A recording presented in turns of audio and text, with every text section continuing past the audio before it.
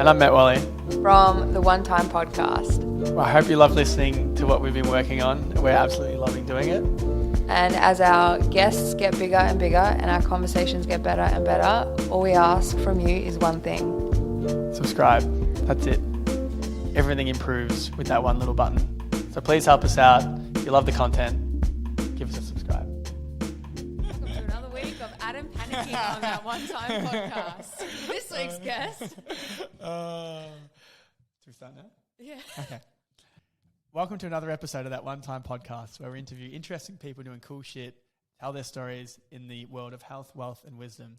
This week's guest is Pernilla Stryker, who is a woman who's grown a six-figure following across multiple platforms on social media. She's a YouTuber, a podcaster, a life coach, a dancer, as well as a PT. This conversation has been wide-ranging about mindset, health, and she's a wonderful person, and we loved having her on. Hello. Welcome to the podcast. Thank you so much. I'm so excited to be here. How's your, it's afternoon at the moment?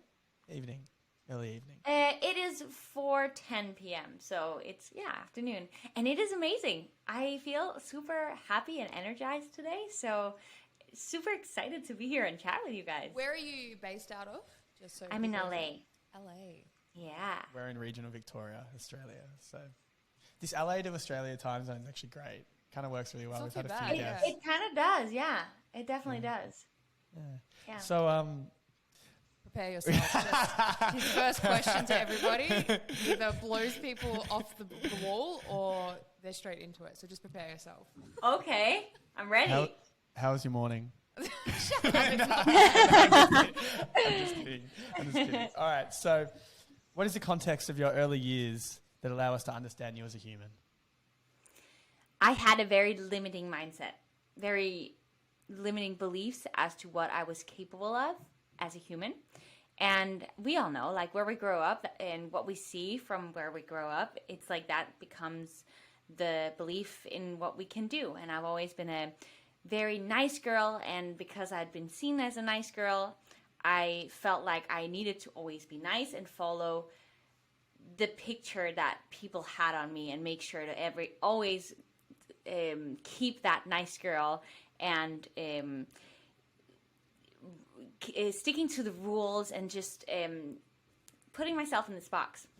And when I started traveling, I came to LA, I started to realize that there's other ways to live life. Actually, before that, I started reading self-development books. I read my first one when I was 18, and that really... Which one it was? It was Louise Hay, Heal Your Life. Okay. Yeah. And that really opened. Have you read it? First. It was actually Blink by Malcolm Gladwell. How old were you? Oh, I was like 16. Mine was The Richest Man in Babylon at like 18. Didn't it blow your mind? Yeah. I didn't. You know what's funny though? I didn't understand. Like I remember reading it and going, "Oh, that's interesting." I kind of feel those things like intuition and stuff like that, but I didn't really understand it. And then when I reread the book again, probably at like 20, 21, I was like, "Oh yeah, that now it's making more sense." And then I've read it recently and gone, "Holy shit, I know it all. Like I understand it all." And so it's like at 16 reading that book, seeds were planted, but it took like 10 years. There's layers. It takes a long time. Yeah. The same for me. When I read it the first time, it was like, oh wow, it kind of makes sense. Let me give this a try. But then when you give it a try and you see the results that come from it, it's like, whoa, this really works. Let me practice this more. And then when you read it the next time, it's like you see and feel new things that your brain just wasn't able to even consume at the first time that you read the book. Yeah. Can't get to the other dominoes until you knock down the first few. Yeah. My one was, so you go. No, go for it.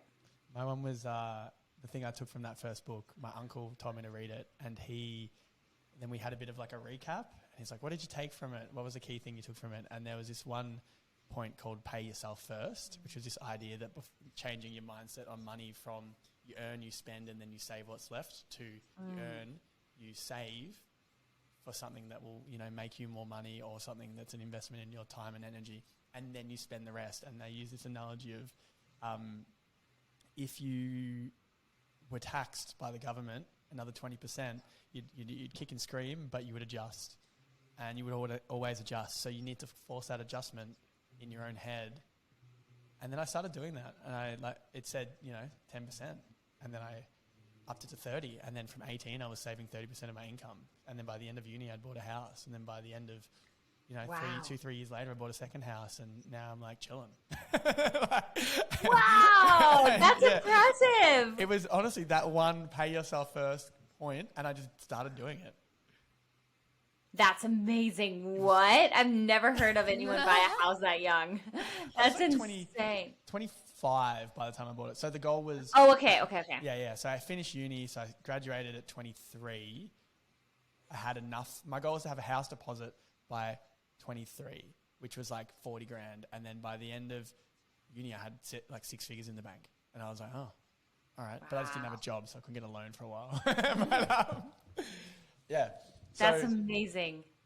Pay yourself first. And it all came from that one little book. That's what self-development books does to you. It changes your life. It really does. Yeah. Anyway, it's just getting started, because it's like the thought of sitting down and reading rather than like scrolling on social media, which is so entertaining, or watching Netflix, like other things are way more exciting to think about. But if you think long term, like what's actually the best use of my time, it's the books. Absolutely. Yeah. Have you got to a point? I mean, it's been what? How old are you now? I'm 27. Yeah. So I just turned 30, and I read a few books, and then I kind of stopped through uni, focused on uni, and then after uni I really started digging into it a lot more. But I'm starting to notice the core foundational patterns of all the books become the same after a while. Yeah. So I've had to move into different directions. But have you gotten to that point now where you're like, I've seen these are similar patterns and similar foundational stories? Yeah, it's more of like it being repeated again and again and again. And also that thing of like, you read something the first time, but then the second time, depending on where you are in your life, and how much you've grown and evolved, you hear it differently the second time. So it's very much the same again and again, but I feel like it's necessary. I feel like it's so easy to go back to our old patterns unless we stay on it, and every day, like, listen to motivation stuff, or like listen to new knowledge, taking it in, because it's like we're either like moving forward or going backwards, right? There is no, we're never standing still. So yeah. There's a stat that I read the other week that was saying now, because of social media, on average we need to be told something 17 times before it actually sticks, because our attention span is so small now that a lesson or something has to be repeated at minimum 17 times before it will actually stick, for you to actually take the actions or steps necessary to make a change. Wow. I didn't know that. Yeah. That's crazy. Wild. Yeah, that is wild. So going back to your story, so we had a little side note. You said I love it. This seems like the most chill, just cool conversation podcast. I love that, because sometimes it can feel almost like stressful because you have to be like proper, and it's like very. Oh, no, I love that it's chill, laid back. Like I feel like it's also for the audience. It's so much more relatable. Yeah. You're just hanging out with friends, chatting. Yeah. Well, our goal here is to just like guide people through stories, and people have really amazing stories. Like we met in a very strange scenario. Yeah, we went to a gym in Tulum. And we've stayed friends. Yeah, that's so fun. It's dope. And now we're talking to each other from different sides of that's just so fun. Yeah. So that's our goal, and the way that you get to stories is through conversation, and the way that you find the underlying principles in those stories is through like trust and openness. So there's no interviews here. We're just chilling. So. I love that. So what do you want to be in 5 years? Where do you see yourself in 5 years? That was a joke. We'll go back. So we'll go back. So you've read your first book. You said you were the nice girl. Why were you the nice girl? Like what happened in your childhood and your development to be that person or think you're that person? Honestly, I think my oldest brother was like super hyper, like always maybe getting a little bit in trouble and stuff. So he took a lot of attention that way. And then I had a younger brother who was just the youngest kid. So like he obviously took a lot of attention. Yeah, middle child. And so I felt like that was my way of getting my parents' attention, is like I was the good girl. I stuck to the rules. I was good enough that way. But that also meant that I didn't allow myself to go outside of what I thought was okay for me as a human to be accepted and loved in this world. And obviously it's a lie. Like my parents would love me regardless. But that's just like the stories we tell ourselves when we're kids, right? And so I stuck to this, like being in this little box. And then when I started self-development books and exploring the world, realizing that, wow, there's so much more to life. You can literally do anything you want. Yeah. And that's now I'm like on a mission to help everyone to become more self-aware of these patterns that we have developed as kids, and that we keep on living until we like push them away and start living the way that we actually want to live. Because I think it comes from awareness. Like I wasn't aware of it. I think we aren't aware of most of the things that we do until we become aware of it, right? Yeah, well, that's step one, isn't that? The seven, what is Alcohol Anonymous is saying you're an alcoholic, like the situation that you're in. Yeah. Once it's conscious, you can begin to make changes. But it's also, I think it's also hard to do, like you said, when you're in an environment where it's all you know. And I think that's the beauty in traveling. You step out of your comfort zone and you go to this new place where there's new people who think new ways and different ways. And then it forces you to kind of go, well, hang on. Like, people live like this? Like, you can do that? Like, that's okay? Yeah. Break the chains. Reading, learning, and traveling breaks the chains and I think of your... It's another thing to just, also just read books, which is great, but you can have all the books in the world and all the knowledge, but until you actually implement the things that you're learning and experiencing them firsthand, it's not going to stick as much as just reading it on paper. So I think that's why, like, traveling is one of the best forms of breaking out of everything. Just go to a place where it's so different and see how you thrive, or just see what can change and what can happen based on people you meet. It also makes you reflect more, I think, in a different way than you can when you're surrounded by the people. Like, I think, we get so affected by the people that are around us. And so just like moving away from that and just maybe having more time in your own mind and developing your own beliefs rather than the beliefs of the people around you. I'm reading a book. I can't remember what it's called now. Don't worry about it. It's fine. It must be a good book. I think it's called Wanting, and it's about hormetic desire or something along those lines, and this idea that all of our desires and everything we want is influenced by the people around us, and there's no way out of it. And once you begin to see that, you can be a bit more conscious with what you desire and like seeing the patterns of why. Yeah, it's a really. I want to read that. You should. Yeah, it's called Wanting. So, and I've read that the guy that wrote it had an interview. I've only read a little bit so far, and he had an interview with Peter Thiel, a meeting with Peter Thiel, and they began to talk about this. So I'm like, interesting that one of the biggest investors in the world that is very counterintuitive on their investments understands this. So I was like, I've got to finish this book. But one point I liked about the travel, and maybe this is just me spitballing this idea, but lessons come from an idea plus an emotional punch to kick it into gear. Absolutely. So you can read the books, but you don't have that emotional charge a lot of the times to force that to lock in. But maybe when you're traveling, you're forced to handle your emotions. You're forced into uncomfortable situations. You're forced to learn lessons the hard way. It's kind of like when, you go through a breakup or some financial crisis or something happens. Something like crazy happens in your life. Those are the moments where you grow the most as a human, because you're forced to turn around whatever it is that you got going on and think differently and overcome this challenge that has come your way, right? It's really funny. So I had it's not it's not funny. I kind of think it's funny because when people break up, I'm like, this is going to be the best thing that's ever happened to you. But I had a friend who came to me the other day and she said, oh, I'm just feeling really lost. I just need someone to talk to. And I was like, okay, great. So she starts explaining how she's like, you know, having problems with her boyfriend.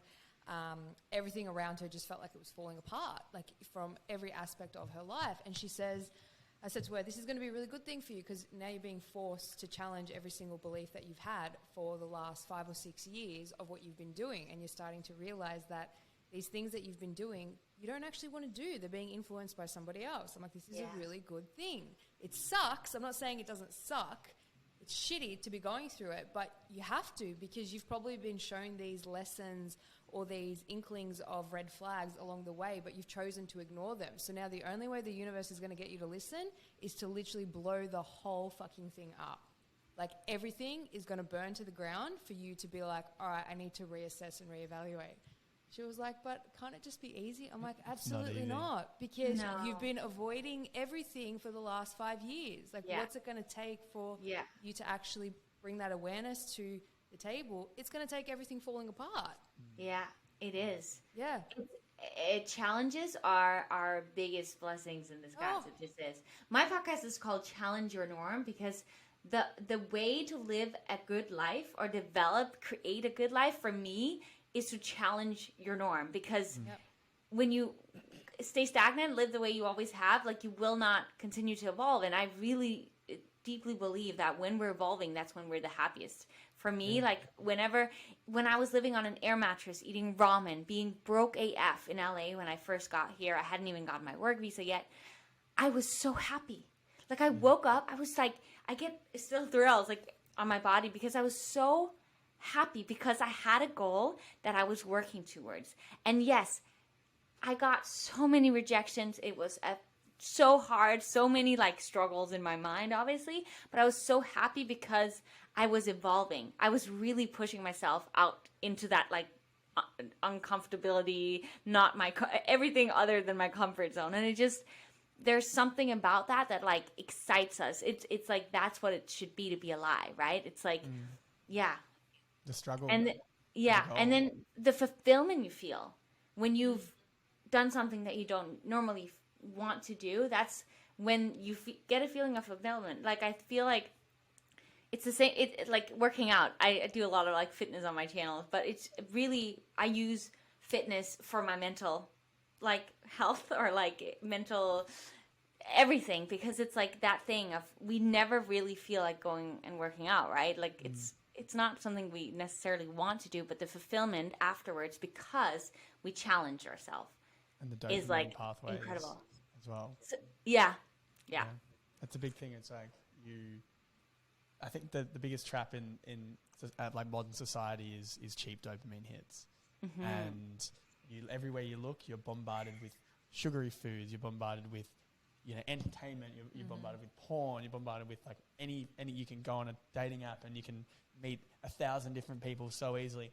So we're all just we're beginning to vapes, like all of this shit. It's just like hitting your dopamine receptors 24/7, causing you to basically downregulate that ability to like have appropriate dopamine releases. So then everyone becomes inherently a bit more lazier, and then the whole world begins to slowly move in a worse direction. So I think right now the world is in the palms of the people who can avoid cheap dopamine. And you do that through exercise. You do that through challenging business opportunities. You do that through reading a hard book. You do that through sticking in through like a tough relationship period, and you're like making those efforts as opposed to running away. So I just think that whoever can control this will just crush it in the next 10 to 20 years, while everyone else is just like just knocking down I vapes. agree. And I think it's like the challenge is right now we're living in a world that's designed to distract and to help, like to make you like fail. Like social media, for everything from algorithms, from notifications, these distractions are put in place on purpose to derive your attention. So it's almost like, yes, the awareness piece is really important, but every single person is up against the challenge of being in this matrix of just distraction. And you're right. Like the people that will succeed are the people that are wanting more for themselves and doing the work, which is hard. But I almost do feel like sometimes for the people that are really, really stuck in it and they just can't even see it. Yeah. And nothing's going to break through to those people because they're the ones that have to be willing to change. You know, you can't make or force a person to change. But I always find it really interesting. There's a really good book called Stolen Focus by Johan Hari.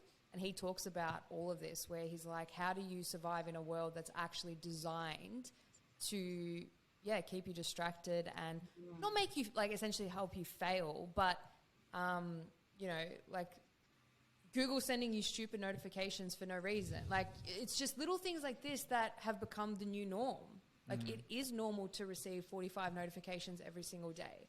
But the cost of it is literally a thing called the cost switch effect. So it disrupts your flow state in what you're doing, whether it's working out, whether it's, you know, editing or whatever. And it can take up to 25 minutes to get back into that flow state. For anyone listening, you have to put your phone on Do Not Disturb. Like it is. Yeah. And also, like, if you have an Apple Watch, like, you have to. There's this. Yeah, but what I wanted to say is that is so crazy to think about. But then it's good that people like you guys exist because you're helping people take control of their life with these conversations that you're having and helping them, you know, create a better life and maybe let go of some of the things that aren't really serving them long term. So there are people out there that are fighting against it, or at least helping people become more aware. So that's good. Small step. Well, thank you guys for doing that. Well, look, and you're doing a great job at all of this too. Like since we met, I've been following everything you do, and you have an amazing energy. And I always message you and be like, I fucking love this. Like, thank you. So like, I'd love to hear about your story. Like so we know, like, I know a little bit about it, but we haven't spoken in depth. Like, you went into dancing and you moved to LA for that, I'm guessing. Yes, so let's for talk that. about that. Yeah, so I always danced, and I loved it. It was like my space to be free, creative, and then I moved to Copenhagen for a year to do like a dance education there, and a few people from like the teachers and stuff, they had gone to LA to try dancing there, and I was like, that sounds so exciting, and so I decided to go there for 6 months. I got like a 6 months tourist visa, and I moved into a house full of other dancers from all around the world. How old were you? You did this? I was 20 when I first came to LA. Yeah. But I basically moved away from Denmark at that time because I was in LA for 6 months. Then I came back, like I left the country, came back for another 6 months. I went to China to build my resume because when I was there, I was living at Home for Dancers. Is what it was called, where I met all these other dancers, and some of them were like kind of pursuing it as a career, and I was like, oh my gosh, I could maybe do this. And that was just so exciting to me, and that's when I started, like, you know, I saved all my money. I was so broke, but I was like, I just wanted a work visa. This would be so exciting. And I just did everything in my power that I could. Like, I got so many rejections, and to anybody out there that are getting rejections, like, just find solutions. Do not take any no's, because if that's something you want, like, there is always a way. Like, there is no way you can't do something that you're determined to do, regardless of how hard it seems. Because all lawyers were like, I'm sorry, but, like, your resume sucks pretty much. And, like, you don't have an agency. And, like, you don't have the recommendation letters. Like, there's just, like, you don't have any jobs lined up. Redirection. Yeah. But I went to China, built my resume, got an agency. This took a few years, but then eventually I got my work visa here. And I worked here as a dancer and started doing some modeling as well. And at one point I was like, because I did a little bit of modeling, but then I was like, first of all, I've always wanted to get in badass shape. Second of all, I want to model for real. And I was like, looking at what I look like compared to like real models. And I was like, okay, so I got to do something about my body. And then I went through this like fitness transformation kind of thing. Because I wanted to fitness model, like modeling. I did want to do normal too, but I just felt like I was more like a fitness model kind of vibe. And then I transformed my body, and I thought, oh, I'm transforming my body to like become a model and getting cool shape. But what I realized was it just completely changed my mindset to like what I was capable of, because, you know, I had these limiting beliefs, and because I had this belief about what I was capable of and what I wasn't capable of, then that had kept me in this pattern just when it came to my fitness and my diet and my things like that.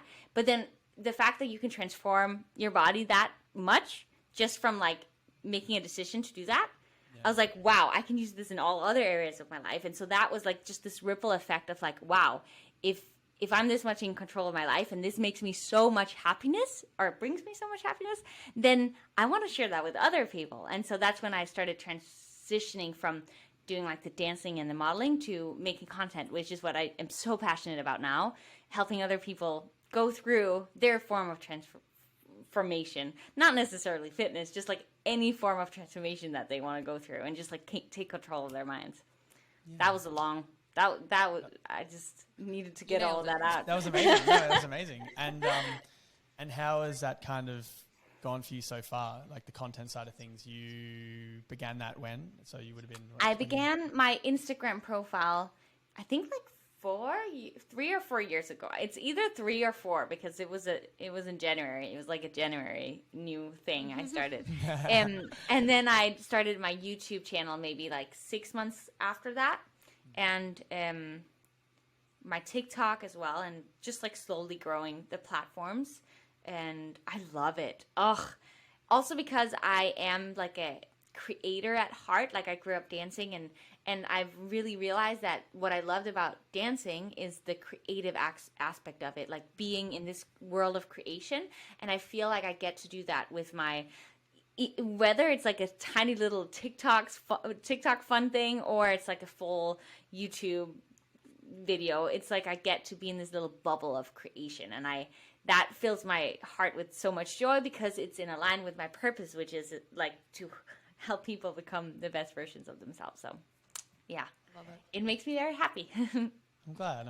Yeah, and it comes out in the way what you produce as well, and the way that you communicate. Like you can see that very, very clearly. And there was, as I said, when we met, the energy that you had, I was like, what's going on here? Yeah, you met me in the midst of me making like, I think I was doing like 10 TikToks that day. Oh my God.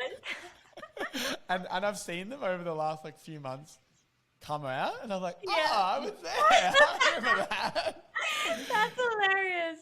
Oh, that's funny. So I like the people who see me at the gym and stuff. So oh my gosh. I don't even want to know the thoughts that go through their heads. But at the end of the day, I've just gotten used to it now. Who cares? What? Who cares? It's irrelevant. Exactly. I had to make a decision at one point. I was like, okay, either I'm going to let my fear of judgment hold me back for the rest of my life, or I'm just going to do this and just not care. And so I've gotten good at not caring because this means way more to me than what someone at the gym is going to think of me or someone, wherever it is that I do these weird videos. Following you on YouTube anyway. Yeah. I mean, I don't know about that, but yeah, well, it's fun. When you go out of your comfort zone and you share that, it gives other people the opportunity to go out of their comfort zone. Yes. It's letting them know it's okay. Yes, and I think we need to just allow ourselves to be weird for that reason. Because it's like once someone is, then the next person dares to be, which then it ripple effects, right? And there's this like way you can be and you can't be in this world, and we gotta break out of that. It's all made up by like people and social, like it's all just kind of made up.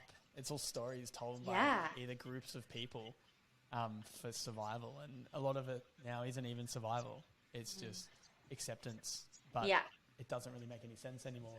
These fears we have don't really make that much sense in our common world. I've got these really, like I do some pretty weird shit, like pretty regularly. And I've got these, I'm going down this like caveman style of living a bit more. Like I'm like trying to be I love it. much. Like I'll be in the middle of the city just topless, just getting sun because I don't give a fuck and I know it's good for my body. Like I'm not trying to be, you know what I mean? I'm not trying to be like a... Oh, I love it. And I've got these barefoot shoes. I'm trying to find the closest thing to walking barefoot. I've got these like, you know, they're these sandals that look like I'm from Athens, Greece, like ancient Athens, Greece. And I wear them so much because they're not rubber. So they're basically barefoot, and then they can conduct electricity, so I can effectively be barefoot. And I was in the... I think that is so cool. So I want to know... Sorry, afterwards I'll ask you. What they are. Ask you now. Okay, I'm just curious. What what made you do that? Like, do you feel differently when you walk barefoot? Did you read a book? Like, what made you? There's a combination of things. So my health journey began when I was in my early 20s. I noticed I would eat certain foods and be in lectures and just like fully falling asleep, and I was exhausted all the time, and I'd try and figure out what was going on. I'd go to the doctors and they'd say, you're fine, your bloods are fine, everything's fine. I'm like, no, I'm not fine. So there's something wrong here. I don't know what it is. So I couldn't get any answers. So I just started researching just basic, simple things. And it began with like having a cold shower, for example, was one of them. So in 2017, I remember my first one, I was in Japan. It was like 2 degrees in the middle of winter. And I'm like, I'm going to have a cold shower. From then on, I've had a cold shower ever since. And just doing little things. And that's led me down this path of like, well, what's the most optimum and simplest way to live that makes the most sense?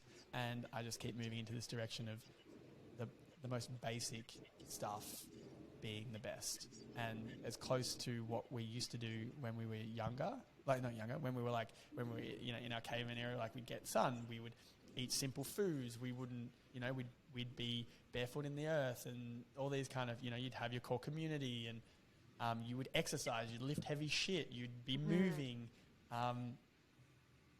It makes sense. It just kind of makes logical sense, because the frame of it all is we are cavemen in a modern world. Like, we haven't biologically changed very much for the better. For the world, like, we're starting to move, we're starting to hunch more, we're starting to get worse eyesight and all this sort of stuff, but fundamentally we're still the same. So it's like, how do you frame that into this world while maintaining, not looking like a complete freak, but also like doing things that kind of break you out of the modern depressive way of living. And that was one of them.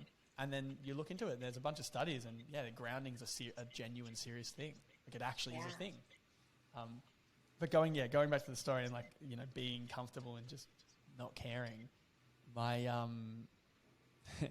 was walking my dog in the middle of the city. The area that I live in Melbourne is pretty nightlifey, and I saw some friends at a bar, like in the middle of the day. They were running a party. They come out and say hello, and they were like, one of them was like, what are these shoes? And I'm like, how funny are they? And he just looked at me like, that was not the response. It kind of broke it a little bit.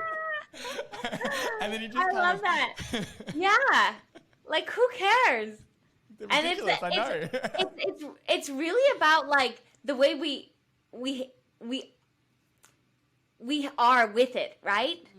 Like, if I'm making TikToks and I'm being a weirdo, it's like, haha, that's weird, right? Haha. Ridiculous. Yeah. And you just say, it's like just owning it, I guess. Yeah. It shook him. It fully shook him. And then we just continued to have a conversation for 20 minutes, but he broke for a minute. He just so funny. That's so funny. Oh, I love it. So going back to, you built your social media. What, you've been doing for 4 years. What would you, if you could give one piece of advice to an aspiring, podcast, for example, trying to break into the... I'm still trying to break into the podcaster world. That's not something I know a lot about. But what advice would you give? For the other content, I have always tried to find the mix between bringing value and making it entertaining. Like, how do I actually, instead of it being, I think a lot of people on social media, they try to grow, but they make it about themselves. I think what I try to do, and it's a challenge, and I've gone through different phases where I've done really well and where I haven't done well, just like with anything else, but really asking myself, my target audience, how can I help them? And I think oftentimes we're confused as to, but what do I have to offer? And I think with that, it's like we all have something to offer. We've all gone through a mini transition, or we've all come so far from where we were to where we are now. It's like looking at, where was I 5 years ago, and what would that person have needed to hear in this moment? Or where was I before whatever thing happened to me, and what would I have needed to hear at that moment? What advice would you give you from 5 years ago? Me? Yeah. It would probably be just not giving anything about what other people thought. Giving a what, sorry? I don't know if we should have this podcast. Do whatever you want to do. Giving Go on, say it. Go on, say it.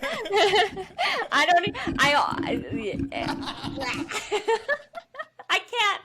Pressure. Swearing pressure. But yeah, just do whatever feels right to me. Because, yeah, I think that's, and I think, And how would you do that?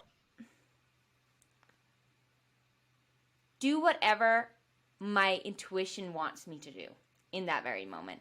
I think we all get these little messages as to, oh, you should go up and talk to that person, or, oh, you should apply for this, or, oh, you should say this right now. And then we hold ourselves back because we have this belief, like I was talking about the box, we have this belief about what we can and cannot do. And it's just about just doing it. If it's like, I really want to start a new Instagram profile and share my fitness tips. That took me so long to actually get started on because I was so afraid of what people were going to think of me if I did that. Because who am I to share fitness advice? And at the time, my abs were on fire, but I thought I did not, and like way more than they, like I've gained weight like since I started. But like, it's funny, like we have these like, and I knew what it would take for someone else to get to that, but I still would tell myself the story that I'm not good enough to share any fitness advice with anyone. And yes, I've made so many mistakes on the journey. Like, you know, I've said things that now today I wouldn't say, but it's just like we don't grow, we don't evolve, we don't get better at it unless we just get started. And actually, like talking about stories, for example, is something that I have been so fearful of. Not anymore, because now I've been doing it for a long time, but just because I felt like I could see who had seen it, and it was a little bit more personal of me just like talking on a story. I was like, oh my gosh, this literally gives everyone the opportunity to judge me. And that was like my biggest fear. But then what I started telling myself is like, okay, if I want to be like Tony Robbins and all these massive motivational speakers have helped change my life. If I want to have some sort of, like, if I need to be able to help a few people, like these people have helped me, I need to start to learn how to talk to people. And I need to start to learn how to actually share my messages and talk, right? And so I was like, okay, sorry? How did you do that?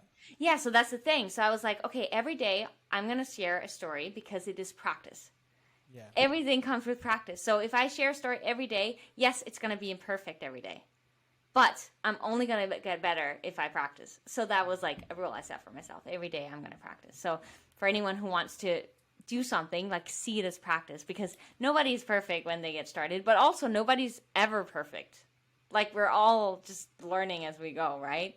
With anything.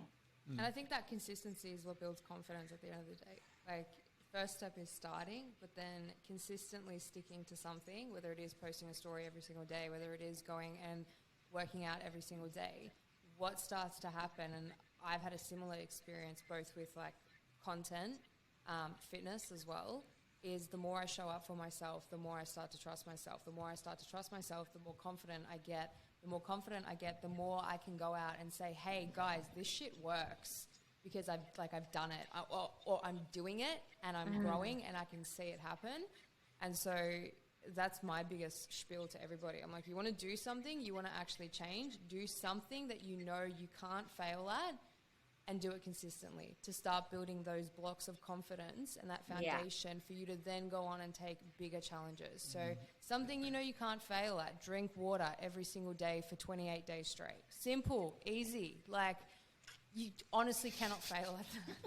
Yeah, it develops this like belief in yourself. Oh, wow, when I set my mind to something, I can actually do it. And then like you're saying, it's like it ripple effects, and then it's like the next thing is a little bit more challenging, and then the next, and that's how we build that confidence. Yeah, like when people ask me, how do I like make a change in my life? They try and go do something drastic. I'm like, you can't even stick to writing in a book for 4 days. Like, what makes you think you're going to be able to then take yourself from this? Some people might. It's not like for everybody, but like, what makes you think if your confidence level is literally at the pits based on all the experiences and everything that's happened to you in your life and whatever, what makes you think you're going to be able to go from here to here real quick? You can't. You've got to do the small habits are what make the big changes. Yeah. Yeah, I agree. I will say the time where you can make that massive transition is if you are in one of those moments in your life where it's like Chaos. crisis. Yeah. Like either like a breakup like we were talking about, or just something like because then you'll be forced. Yeah. But if you're not in that, then 100% start small. Like, Absolutely. yeah. Yeah, fully. So, you know, in your journey right now, your social media is popping off these days, and you've made a career out of this, and you know, it seems to be going wonderful. And it's funny you say that. It sounds so like, but when you're in it, it doesn't feel like that. Like, it feels like I've just gotten started, and for the last year, like not much growth has happened. The previous year, a lot of growth happened, and last year it's been like very stagnant because I experimented a lot. So when it's interesting because this is just like how we gotta not want the goal to achieve the goal, because everything when we've gotten used to it, it becomes our norm, and then we need to obviously practice gratitude every day for it to continuously be as beautiful. But it's like like I mean, enjoy the journey. It's really just like the baseline. What I'm trying to say is because like it's like, you know, we think we want this thing. We want, like, let's say someone who listening wants this social media following, and then we think, oh, when I get that, then I'll be happy. But really, yeah, I was just as happy when I was living on that air mattress going for this goal. It's like what makes me happy is like growth and gratitude daily, like literally on my gratitude list. I'm grateful for my coffee every single morning. Like that is what I appreciate. Coffee's lit. It's the best. But it's like that just shows that, yeah, maybe you want this big following, but that's not what you're going to appreciate when you're there. I'm crazy grateful for it. Like insane. But I'm equally grateful for all these little things. Like it's just because I wish I had heard that, like you gotta appreciate where you're at, because it doesn't get better or worse. Like it's about being really grateful in the moment and just doing your best, growing with whatever you got. Sorry, I completely interrupted you. That's great. We love those. We love the what do we call them? The stream of consciousness. Yeah. That's where the best bits come in. Is it called hedonic adaptation? Is that what the term's called? I'm pretty sure the term's called hedonic adaptation. Basically the idea, I might be wrong, but basically the idea that irrespective of your circumstances, you fall to a baseline level of happiness. Yeah. You could be a billionaire and you'll have this jump and then you'll go back to your baseline. So when I think of that, I think, okay, well, what's the best way to actually be happy long term? And I think you've hit the nail on the head. It's just like gratitude. And I was talking to one of my friends yesterday, and we've been trying to work out like a lot, you know, you see a lot of really happy relationships that are when the couples are religious. Like it's a lot like Christians and whatever, like Muslims, whatever, all these different religions. And so a lot of the times they maintain these really solid relationships versus like a lot of people that don't have any religion behind them. And I'm like, what is it about it? I wonder what it is.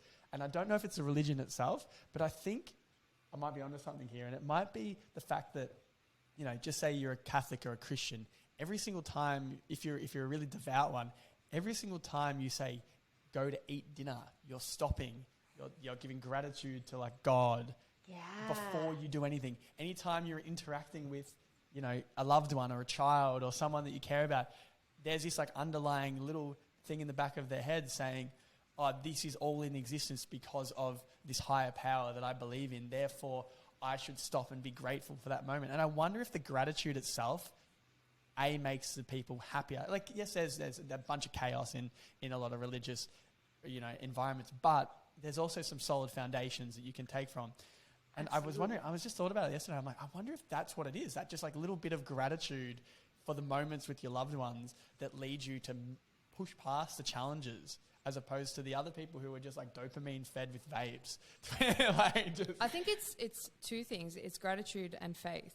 That's what I was about to say too. Faith, yeah. Because both require the heart and mind connection, and nothing. Desire comes from heart and mind connections, and that's where faith comes from, and that's also where gratitude comes from. So practicing that every single day, whether it is at the dinner table before you have a meal or your morning coffee, you're making that constant neural and like heart connection that is what like gives off happiness and joy and love and compassion. It's the same with like giving. The universal law of attraction, the first law is the law of giving. And that's giving time, that's giving energy, that's giving money in some cases if you're in a place where you can. Money's just energy. Yeah, it's all just energy. And like for me, I know my favorite thing to do is to give to people, whether it is monetary or just like conversations. That fills my cup, or whatever you want to call it. But it's because there's that heart and mind connection that's happening. And I think, yeah, like Christianity, whatever religion, it's faith that like people come back down to. Think and Grow Rich by Napoleon Hill talks about all this, and it's I'm reading it now, and it's one of those books as well where you could have read it 5 years ago and I would have been like, oh cool, this is imagination, use your imagination to make shit happen, sick. But now I'm like, oh my god, use your imagination to make stuff happen. You can do that. And so I've been rereading that book too. That's funny. I read that right at the start, Think and Grow Rich. But I haven't read it in a long time. You should.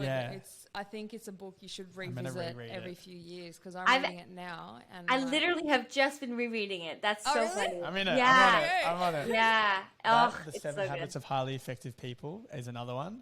And How to Win Friends and Influence People. They're a bunch that I read really early on that I haven't read in a very long time, and I think it's well overdue to read them.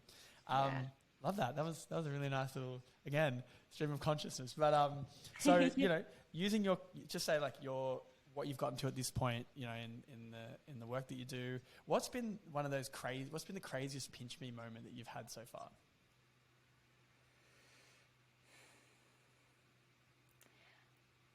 I don't think there's like one.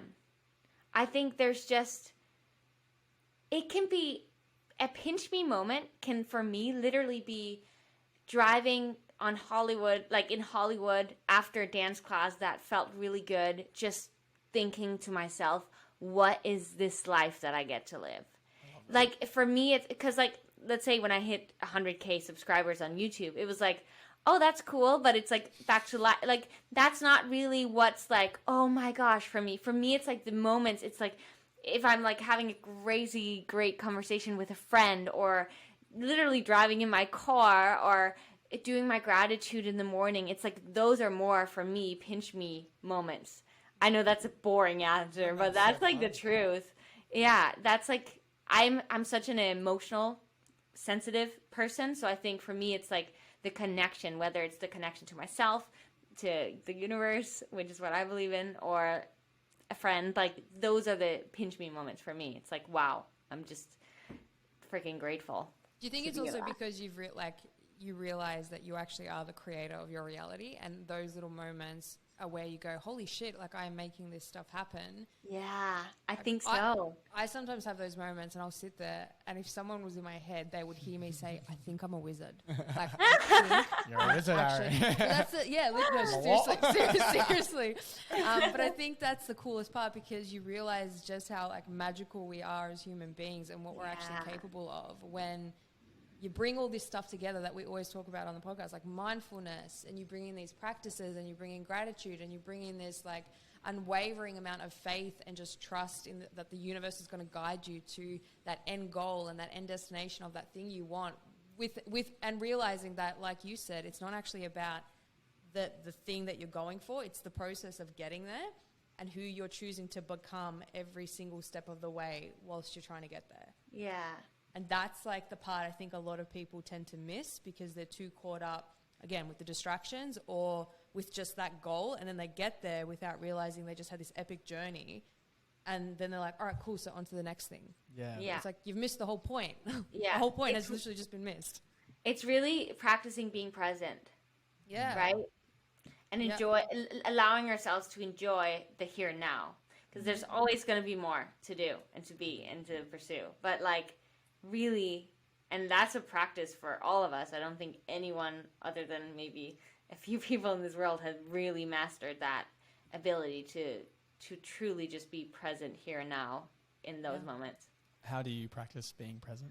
Every morning I meditate and I journal. Journaling is very big for me because I call myself out of my bullshit. Like I am so good at lying to myself, accepting whatever it is that I'm doing, accepting the reality I'm living, like really being like, but is this what you actually want, or is some sort of fear holding you back? Is some sort of excuses because you're scared of whatever thing could be in your way? Like, that journaling is very powerful for me. It's something I've practiced for maybe 3 or 4 years now, and I need to do that every day. And then exercising for me, even just like walking in nature, is something that's really powerful for me. If I need to like connect with myself or whatever it is that I'm doing, going on a hike is something that I really love to do. And also having fun. I am a very disciplined, strict with myself, some people would say workaholic tendencies. So allowing myself to like relax, enjoy time with friends, and just being is also great at that. That was a lot. You need to rest to be able to work. So for sure. Yeah. Well, with your meditation practice and your journaling practice, run us through kind of what that looks like. What are you actually doing? I only do 10 minutes of meditation, and it's usually either I'll just put on some meditation music or I'll do a guided meditation. If I do the music, then I'll just like focus on my breath and set a timer. So it's like simple, literally. I've had Headspace, like I've had these different apps, but it's like oftentimes I just like to do something on YouTube, like find a 10-minute meditation, morning gratitude, surrendering, like depending on where I'm at, what I need.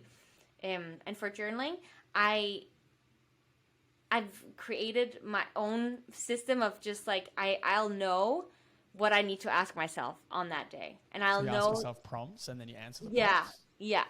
Okay. It's like I'll know if I need to challenge myself on that day, or if I need to like really practice gratitude because I've been feeling very grateful, or maybe I am feeling very grateful and I want to like really let that come all the way out of me and write a few pages on that. How much time do you spend journaling in each morning? It can sometimes be a while, like.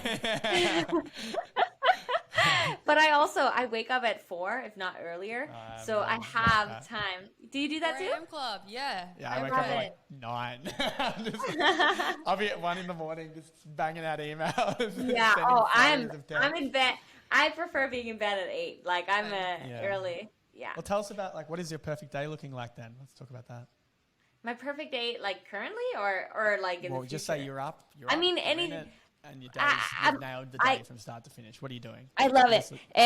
I wake up, I do my meditation and my journaling, and yeah. So you wake up, you get your coffee. I need to play by minute, so you're gonna have to break it down. Okay, so I wake up at 4.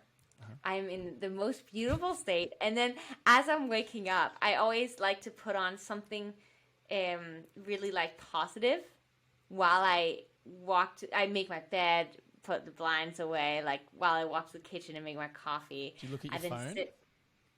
I bought an iPad where I have no social media apps other than YouTube, and I'm not signed into my YouTube account because then videos would pop up like they're not. But all that's shown on that YouTube feed is like meditations, like positive, like Abraham Hicks, like whatever I need in the morning and at night. And I have a reading app on the iPad as well. So like I have that in my bedroom. My phone is charging in my kitchen. And my computer's in my office. So yeah. So while I'm making my coffee, I listen to that, and then I sit down. Sometimes I like to read just a few pages in the morning, and sometimes I like to go straight to journaling. And I do some sort of gratitude. And then meditate, or do you meditate? Yeah, for a long time I have meditated first, and recently I've been doing the journaling first. That's just what's been exciting to me to get started on. Oh, you just want to get stuck into it, so you feel anxious about doing that first. You want to do that first, so you focus on that. I always prefer journaling first. And so that's just, for 3 years straight, I meditated first thing. But now I trust that I will meditate, and so I don't need to do it first thing. I think that's really what it is. Like, I trust myself enough to know that I will meditate once I've journaled. But the journaling really gets me. I also often write down goals, and like I get very clear on what I want to do on that specific day. So it like excites me for the day. It's paper? Yeah, it's paper. It's in an actual journal. I can't do it needs to be pen and paper. I then do usually I do a little bit of work and then I go to the gym. Preferably, now you're saying the perfect day, I go straight to the gym. I don't need to do any computer work because that's taken care of. Yeah.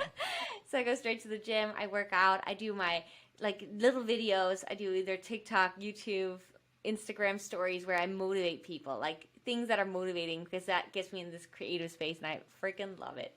And then maybe I go home and I film a little bit while I'm making my breakfast.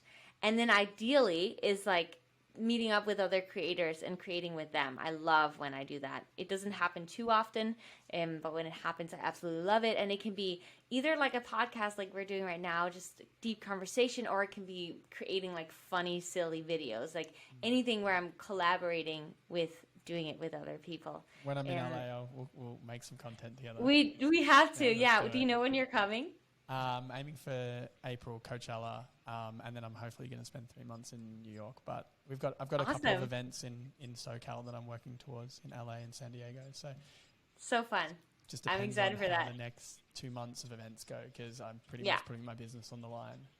We can talk about that at another time, but it's crazy. But yeah, if those go well, I'll have money, and then I'll be up in the US again. Amazing. I'd love to do that with you. That'd be fun. So lunchtime also. Lunchtime, hanging out, lunchtime, having fun, and then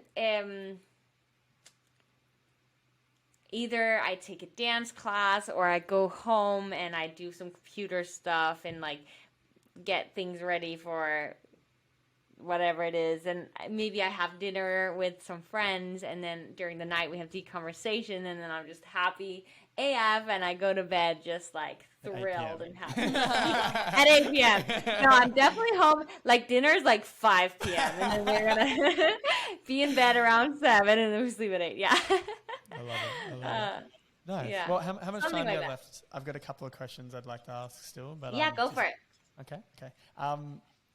So what's something that you overcame that you never thought you would?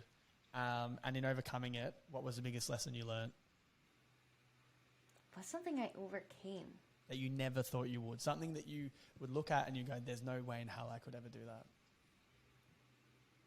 I think it has to do with like, it's rare that I get a question that I haven't thought about. So this is really cool.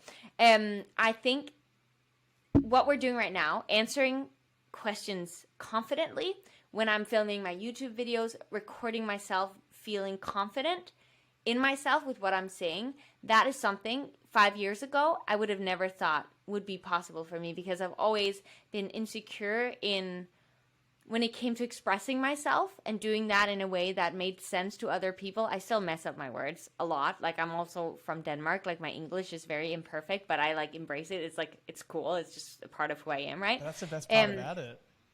Yeah. I mean, I don't know about that, but it's like, it's just who I am. Like, from an experience, like watching it, I see those moments and I'm like, sick. That's like so fun. It just feels like it's not as serious as it needs to be, which again gives other people the opportunity to realize I think it makes okay. you a relatable person. You know, 'cause That's you're not awesome. proper perfect, where the standard for someone to do what you're doing is so high that they're like, I can't do that. Yeah. I love to hear that. Thank you. That's really cool. Thank you.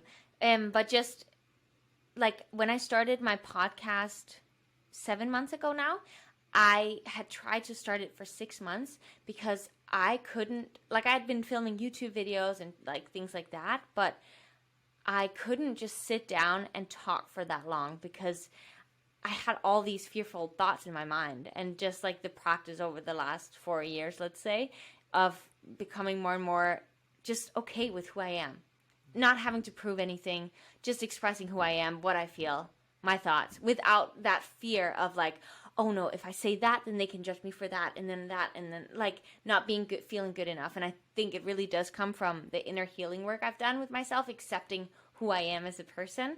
And then because I accept myself, I no longer allow my other people's opinions to be what I define of whether I'm good enough or not. But me knowing I'm good enough, then it's okay if other people judge me. It's okay if other people like me. It's like it's the wrong that. foundation. And it's a never-ending journey. Like, I'm obviously super imperfect with this, but am happy that I've come as far as I have. Well, yeah. I mean, and it seems like this just never ends now. You're just kind of moving further and further forward, and who knows where it'll take you, which is really exciting and wonderful. Like, it is amazing. No, I love Thank that. you for that question. That was really cool. That was really cool. So the biggest lesson you learned from it was just... the biggest lesson I learned from it is that it's always okay to just be you. Does that even make any sense? No, that's perfect. That's perfect. But like, you don't have to try to be someone else because you can't be anyway. So why would you? Or you can't please everyone too. Like you can't. You just got to be yourself. See? And that's okay. There's that saying, it's like, you could be the ripest, juiciest peach in the fruit bowl, but there's still going to be someone who hates peaches. Yeah. And would prefer apples. Like, yeah. Yeah. That's a good one. You do you, Peach. I love it. I love it. And just a little nice, fun way to end it. What's the why of all this? What's the meaning of life? For me, the meaning of life is happiness. And I just want everyone to be happy. Okay. And I think that we become happy when we help others. We become happy when we do good things for ourselves. We become happy when we share, when we're ourselves. Like, yeah, happiness. That's the part of life. What do you guys think the point of life is? For me, I think it's just to live it. And to live it by your own standards and your own rules. And, yeah, in the process of doing that, sharing the experiences that you have, because... you know, your story can become somebody else's survival guide. So living in that true nature of who you are and who you know yourself to have always been, and letting that come out, I think that is the whole point, is to just figure out it's not so much about being lost. I think it's just about coming back to that person. So for me personally, the last few years, that whole journey has been returning home to the person that I was when I was a kid, because I really loved that person. And that journey's taken me to all these places and met these incredible people where I get to not only share my story, but their stories as well. And I guess that's like, for me, what it's all about is just, that's just so live. Cool. Like, don't just be alive, like live. Because it's easy to just be here and be alive and go through the day-to-day mundane sort of things, not really finding what's true to you. Yeah, I'm like, life's too short for that shit. I don't have time for it. I'm just gonna go home or go hard or go home. So, yeah. Love it. Love that. Love it. You? Me?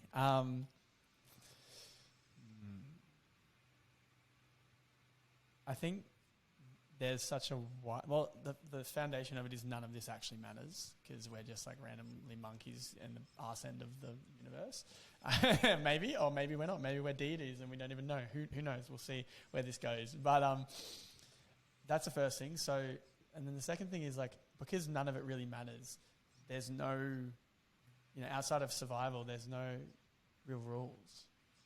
And then the next piece of that is, okay, well, if there's no real rules, like what's the best way to approach it is, you try and minimize the pain and suffering where you can of the people around you. But there's also such a wide variety of amazing things you can do, amazing things you can feel. So you may as well just go for those things. And those things that doesn't mean just have, again, cherry vapes and just watch TV all the time. You really hate the vapes. I fucking hate the vapes. But anyway, that's the whole other thing. It just really sums up where we are as a society right now. but like being able to experience the breadth and depth of the world in travel, in relationships, in challenges, in career, in knowledge, in just those little things that give you joy, and just making the most of them. And just, you've got one shot at this. None of it really matters. So just fucking have a red hot crack at it. Yeah. Love it. Love that. Yeah. That's amazing. It's a great combination of answers, guys. Yeah, it is. If we can just match all those together, that's like the perfect. I love it. Well, thank you so much for coming on the podcast. Yes, it was lovely having you, and lovely to meet you as well for the first time. Thank you guys so much. This has been so fun. I love this conversation. I hope we get to do it again. We'll make it happen again. We'll make it happen again. Yeah. All right. Awesome. I'll see you soon. Yeah, bye.